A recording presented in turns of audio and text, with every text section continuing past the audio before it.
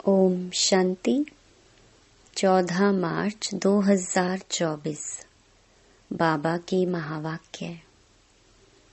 मीठे बच्चे, तुम्हें पढ़ाई कभी मिस नहीं करनी है। पढ़ाई से ही स्कॉलरशिप मिलती है, इसलिए बाप द्वारा जो नॉलेज मिलती है उसे ग्रहण करो। प्रश्न: लायक ब्राह्मण किसे कहेंगे, उसकी निशानी सुनाओ। उत्तर: पहला, लायक ब्राह्मण वह जिसके मुख पर बाबा का गीता ज्ञान कंठ हो। दूसरा, जो बहुतों को आप समान बनाता रहे। तीसरा, बहुतों को ज्ञान धन का दान पुण्य करे। चौथा, कभी आपस में एक दो के मतभेद में ना आए। पांचवा, किसी भी देहधारी में बुद्धि लटकी हुई ना हो। छठा, ब्राह्मण अर्थात जिसमें कोई भूत ना हो, जो देह अहंकार को छोड़ देही अभिमानी रहने का पुरुषार्थ करे। ओम शांति। बाप ने अपना और सृष्टि चक्र का परिचय तो दिया है। यह तो बच्चों की बुद्धि में बैठ गया है कि सृष्टि चक्र हूबहू रिपीट होता है। जैसे नाटक बनाते हैं, मॉडल्स बनाते हैं, फिर वह रिपीट होते हैं। तुम बच्चों की बुद्धि में यह चक्र चलना चाहिए। तुम्हारा नाम भी है स्वदर्शन चक्रधारी, तो बुद्धि में फिरना चाहिए। बाप द्वारा जो नॉलेज मिलती है वो ग्रहण करनी चाहिए। ऐसी ग्रहण हो जाए जो पिछाड़ी में बाप और रचना के आदि मध्य अंत की याद रहे। बच्चों को बहुत अच्छी रीति पुरुषार्थ करना है। यह है एजुकेशन। बच्चे जानते हैं यह एजुकेशन सिवाय तुम ब्राह्मणों के कोई भी नहीं जानते। वर्णों का फर्क तो है ना। मनुष्य समझते हैं हम सब मिलकर एक हो जाएं। अब इतनी सारी दुनिया एक तो हो नहीं सकती। यहाँ सारे विश्व में एक राज्य, एक धर्म, एक भाषा चाहिए। वो तो सतयुग में था। विश्व की बादशाही थी जिसके मालिक यह लक्ष्मी नारायण थे। तुमको यह बताना है कि विश्व में शांति का राज्य यह है। सिर्फ भारत की ही बात है। जब इन्हों का राज्य होता है तो सारे विश्व में शांति हो जाती है। यह सिवाय तुम्हारे और कोई जानते नहीं। सब हैं भक्त। फर्क भी तुम देखते हो। भक्ति अलग है, ज्ञान अलग है। ऐसे नहीं भक्ति ना करने से कोई भूत प्रेत खा जाएंगे। नहीं, तुम तो बाप के बने हो। तुम्हारे में जो भूत हैं वह सब निकल जाने हैं। पहले नंबर में भूत है देह अहंकार। इनको निकालने लिए ही बाप देही अभिमानी बनाते रहते हैं। बाप को याद करने से कोई भी भूत सामने आएगा नहीं। 21 जन्मों के लिए कोई भूत आता नहीं। यह 5 भूत हैं रावण संप्रदाय के। रावण राज्य कहते हैं। राम राज्य अलग है, रावण राज्य अलग है। रावण राज्य में भ्रष्टाचारी और राम राज्य में श्रेष्ठाचारी होते हैं। इसका फर्क भी तुम्हारे सिवाय कोई को पता नहीं है। तुम्हारे में भी जो समझू होशियार हैं वो अच्छी रीति समझ सकते हैं, क्योंकि माया बिल्ली कम नहीं है। कभी कभी पढ़ाई छोड़ देते हैं, सेंटर पर नहीं जाते हैं, दैवी गुण धारण नहीं करते। आंखें भी धोखा देती हैं। कोई चीज अच्छी देखी तो खा लेते हैं। तो अब बाप समझाते हैं कि तुम बच्चों की यह लक्ष्मी नारायण एम ऑब्जेक्ट है। तुमको ऐसा बनना है, ऐसे दैवी गुण धारण करने हैं। यथा राजा रानी तथा प्रजा सब में दैवी गुण होते हैं, वहाँ आसुरी गुण होते नहीं, असुर होते नहीं। तुम ब्रह्मा कुमार कुमारियों के सिवाय और कोई नहीं जो इन बातों को समझे। तुमको शुद्ध अहंकार है। तुम आस्तिक बने हो क्योंकि मीठे मीठे रूहानी बाप के बने हो। यह भी जानते हो कोई भी देहधारी कभी राजयोग का ज्ञान व याद की यात्रा सिखला नहीं सकते, एक बाप ही सिखलाते हैं। तुम सीख कर फिर औरों को सिखलाते हो। तुमसे पूछेंगे तुमको यह किसने सिखाया, तुम्हारा गुरु कौन है, क्योंकि टीचर तो आध्यात्मिक बातें नहीं सिखलाते, यह तो गुरु ही सिखलाते हैं। यह बच्चे जानते हैं हमारा गुरु नहीं, हमारा है सतगुरु। उनको सुप्रीम भी कहा जाता है। ड्रामा अनुसार सतगुरु खुद आकर परिचय देते हैं और जो कुछ सुनाते हैं वह सब सत्य ही समझाते हैं और सचखंड में ले जाते हैं। सत एक ही है, बाकी कोई देहधारी को याद करना है झूठ। यहाँ तो तुम्हें एक बाप को ही याद करना है। जैसे सब आत्माएं ज्योति बिंदु हैं, तो बाप भी ज्योति बिंदु है। बाकी हर आत्मा के संस्कार कर्म अपने अपने हैं, एक जैसे संस्कार हो नहीं सकते। अगर एक जैसे संस्कार हों, फिर तो फीचर्स भी एक जैसे हों। कभी भी एक जैसे फीचर्स नहीं हो सकते, थोड़ा फर्क जरूर होता है। यह नाटक तो एक ही है, सृष्टि भी एक ही है, अनेक नहीं। यह गप्पोड़े लगाते हैं कि ऊपर नीचे दुनिया है, ऊपर तारों में दुनिया है। बाबा कहते हैं ये किसने बताया है? तो नाम लेते हैं शास्त्रों का। शास्त्र तो जरूर कोई मनुष्य ने लिखे होंगे। तुम जानते हो यह तो बना बनाया खेल है। सेकंड बाय सेकंड जो सारी दुनिया का पार्ट बचता है, यह भी ड्रामा का बना बनाया खेल है। तुम बच्चों की बुद्धि में आ गया यह चक्र कैसे फिरता है। सभी मनुष्य मात्र जो हैं वह कैसे पार्ट बजाते हैं। बाबा ने बताया है सतयुग में सिर्फ तुम्हारा ही पार्ट होता है, नंबर वार आते हो पार्ट बजाने। बाबा कितनी अच्छी रीति समझाते हैं। तुम बच्चों को फिर औरों को समझाना पड़ता है। बड़े बड़े सेंटर्स खुलते रहेंगे तो बड़े बड़े आदमी वहां आएंगे, गरीब भी आएंगे। अक्सर करके गरीबों की बुद्धि में झट बैठता है। बड़े बड़े आदमी भलाते हैं, परंतु काम पड़ गया तो कहेंगे फुर्सत नहीं है। प्रतिज्ञा करते हैं हम अच्छी रीति पढ़ेंगे, फिर अगर नहीं पढ़ते तो धक्का लग जाता है। माया और ही अपने तरफ खींच लेती है। बहुत बच्चे हैं जो पढ़ना बंद कर देते हैं। पढ़ाई में मिस रहे तो जरूर फेल हो पड़ेंगे। स्कूल में जो अच्छे अच्छे बच्चे होते हैं वह कभी शादियों पर इधर उधर जाने की छुट्टी नहीं लेते हैं।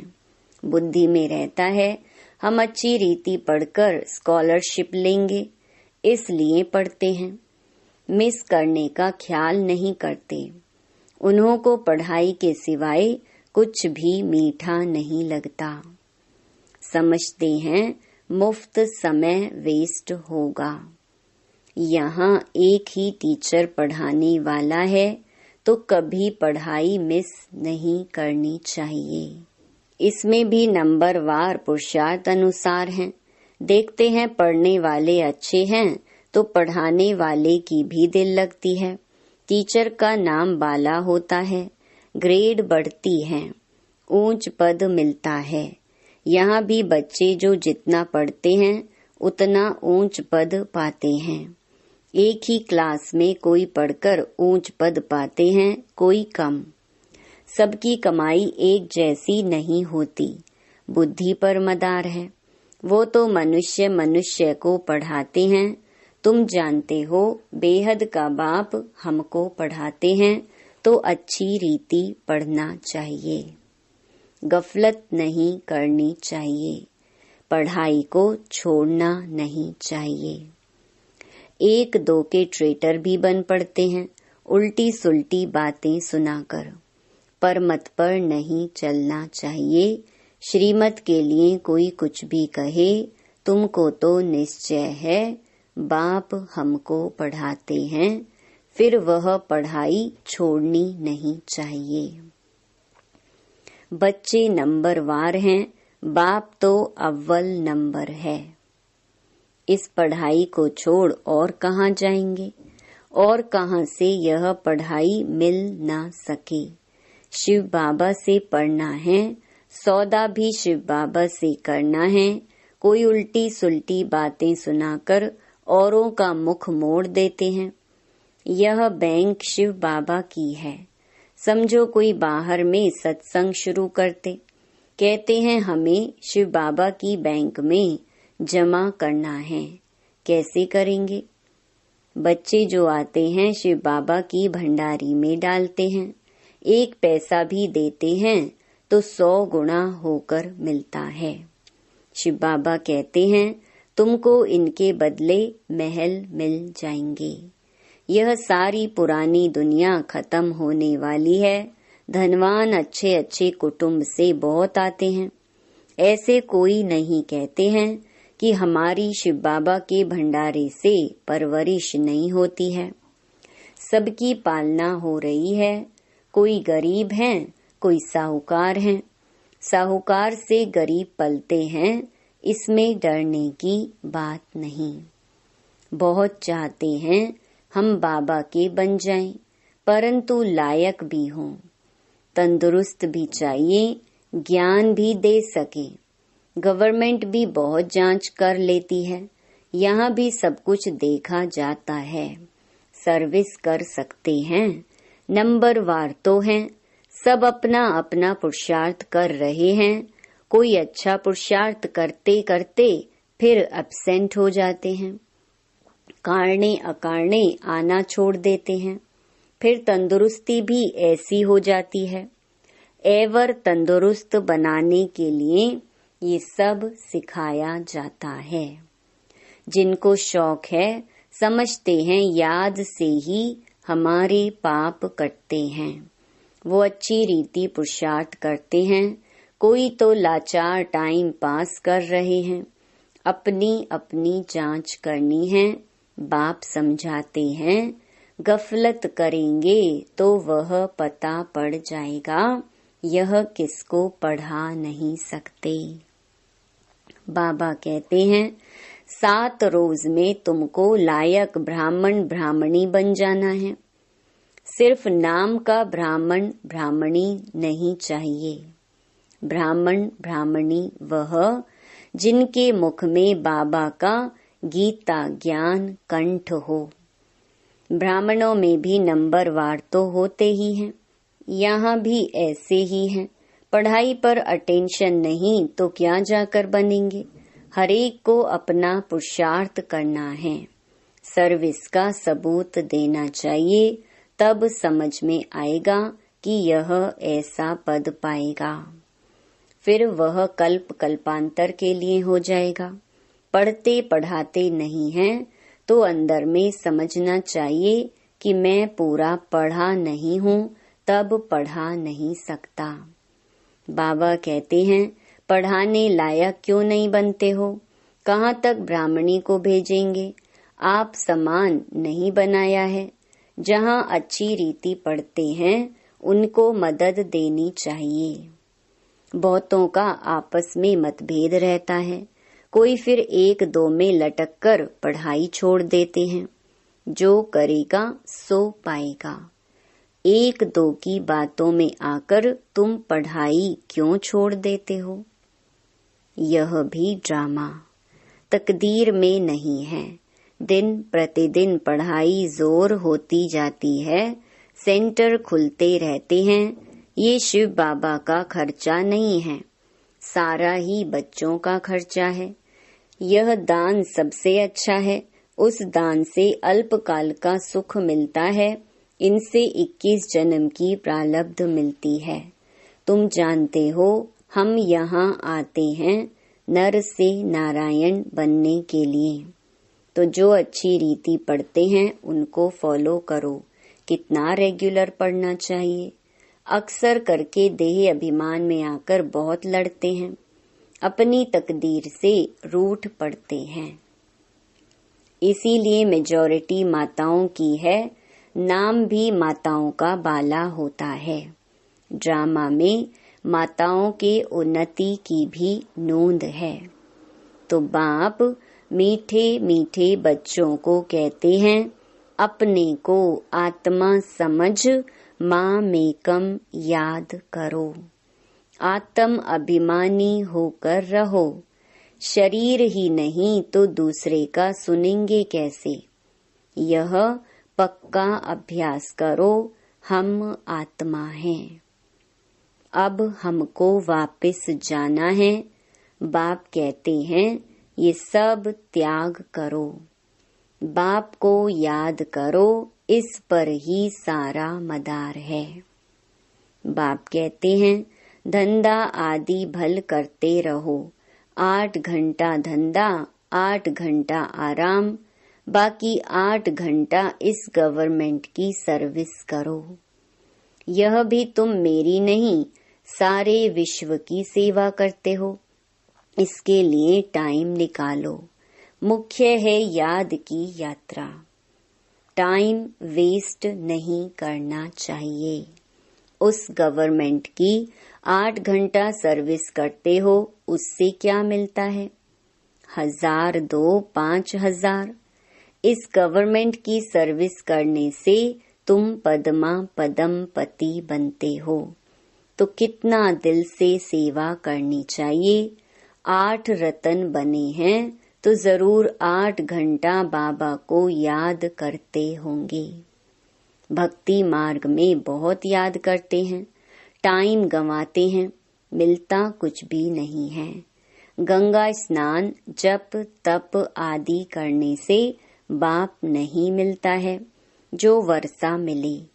यहाँ तो तुमको बाप से वर्षा मिलता है। अच्छा, मीठे मीठे सिकिलधे बच्चों प्रति माता पिता बाप दादा का याद प्यार और गुड मॉर्निंग। रूहानी बाप की रूहानी बच्चों को नमस्ते। धारणा के लिए मुख्य सार। पहला, श्रीमत को छोड़ कभी परमत पर नहीं चलना है। उल्टी सुल्टी बातों में आकर पढ़ाई से मुख नहीं मोड़ना है। मतभेद में नहीं आना है। दूसरा, अपनी जांच करनी है कि हम कहाँ गफलत तो नहीं करते हैं। पढ़ाई पर पूरा अटेंशन है, समय व्यर्थ तो नहीं गंवाते हैं। आत्म अभिमानी बने हैं, रूहानी सेवा दिल से करते हैं। वरदान, रूहानी अथॉरिटी के साथ निरहंकारी बन सत्य ज्ञान का प्रत्यक्ष स्वरूप दिखाने वाले सच्चे सेवाधारी भव। जैसे वृक्ष में जब संपूर्ण फल की अथॉरिटी आ जाती है तो वृक्ष झुक जाता है, अर्थात निर्माण बनने की सेवा करता है। ऐसे रूहानी अथॉरिटी वाले बच्चे जितनी बड़ी अथॉरिटी उतने निर्माण और सर्व के स्नेही होंगे।